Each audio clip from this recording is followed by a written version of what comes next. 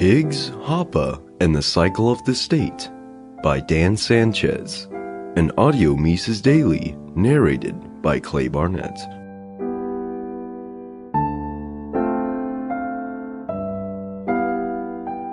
In Greek myth, Sisyphus was punished in Hades by having to eternally push a boulder up to the summit of a hill, only to have it roll down each time and to have to start over.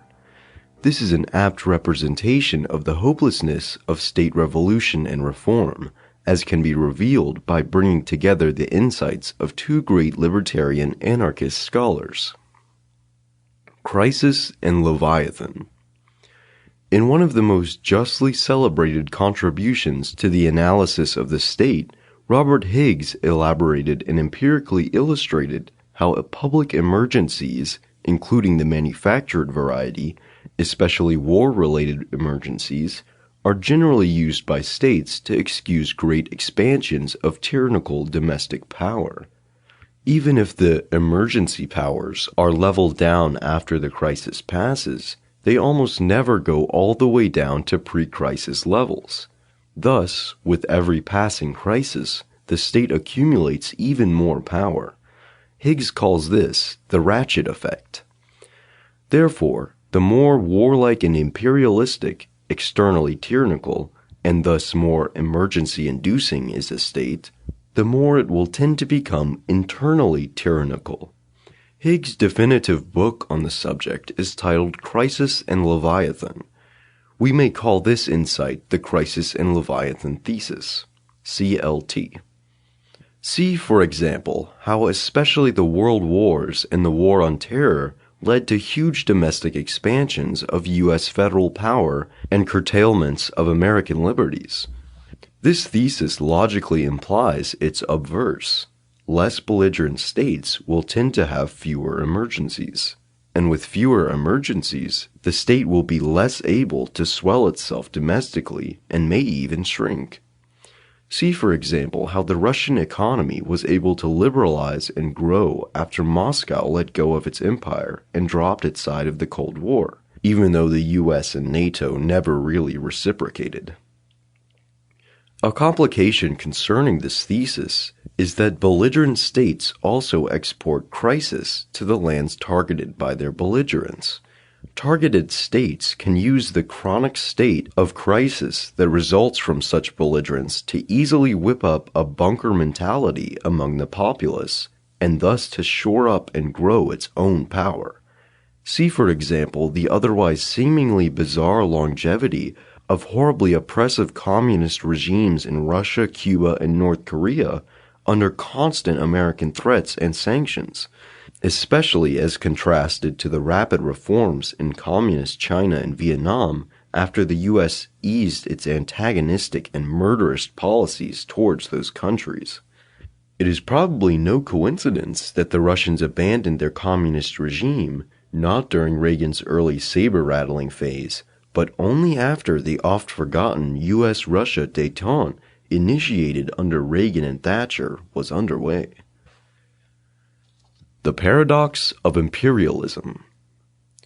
Less famous than the Higgs thesis, but equally true, is an insight of Hans Hermann Hoppe, who elaborated and empirically illustrated how less domestically, internally, tyrannical states will tend to become more warlike and imperialistic. This is because the vastly greater productivity of a populace with a high degree of liberty makes for much greater per capita tax revenue and a much wealthier state. Such a state will therefore have far more ability to project power abroad. Hoppe referred to this as the paradox of imperialism, and we may call it the paradox of imperialism thesis, PIT. See, for example, how the quintessential lands of the free, Great Britain and the U.S., also became the homes of the inappropriately brave, belligerent. In other words, they have been in their heydays the greatest, most expansionist empires. Even the dirigious Nazis supported their aggression by expending the wealth and manpower that Germany built up in its liberalized industrialist years. The obverse of this coin is true as well. More domestically, internally, tyrannical states will tend to be economic basket cases that are less able to afford or competently undertake foreign expansionism.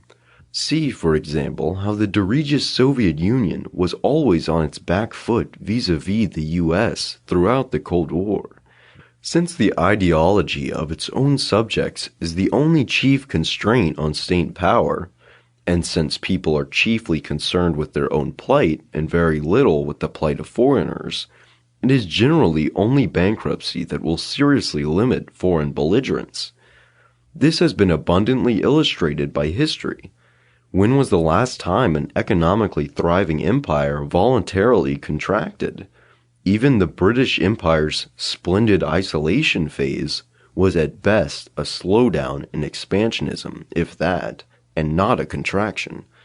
The paradox of imperialism debunks the myth of minarchism. Ask a Cherokee woman on the Trail of Tears or a Chinese man bleeding out in the midst of the Opium War about America's or Britain's era of limited government. With the state, it's always all something of a wash. You tend to either get relatively free Americans alternatively mass starving with sanctions and mass slaughtering Iraqis in what amounts to a double-decade campaign of genocide, or enslaved North Koreans leaving the Iraqis alone. The devil will have its due, one place or another. Higgs meets Hoppe. The cycle of the state. These theses of Higgs, CLT, and Hoppe, PIT, if accepted and when joined, imply a cycle of the state.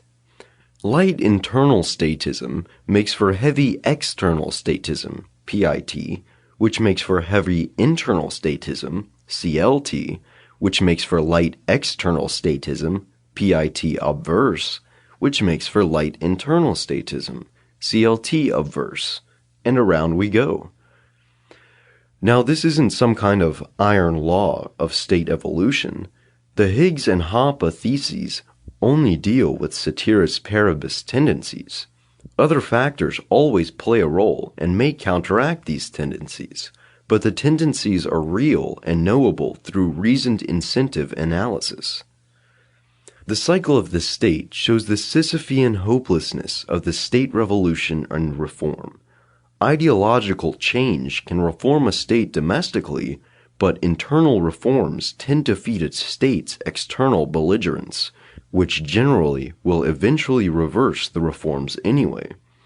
And a state will almost never turn away from belligerence unless it is forced to by the dearth it imposes on itself when it's imprudently hard and exacting on its human livestock.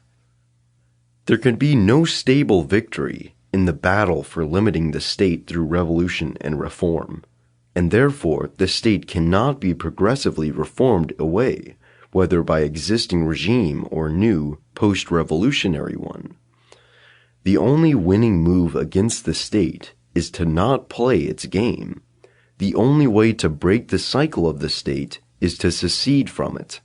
Exactly how to do that is a matter for another essay, but it does not involve warfare or any other kind of aggression. Don't be Sisyphus. Drop his boulder, walk away from his hill, and get the hell out of Hades.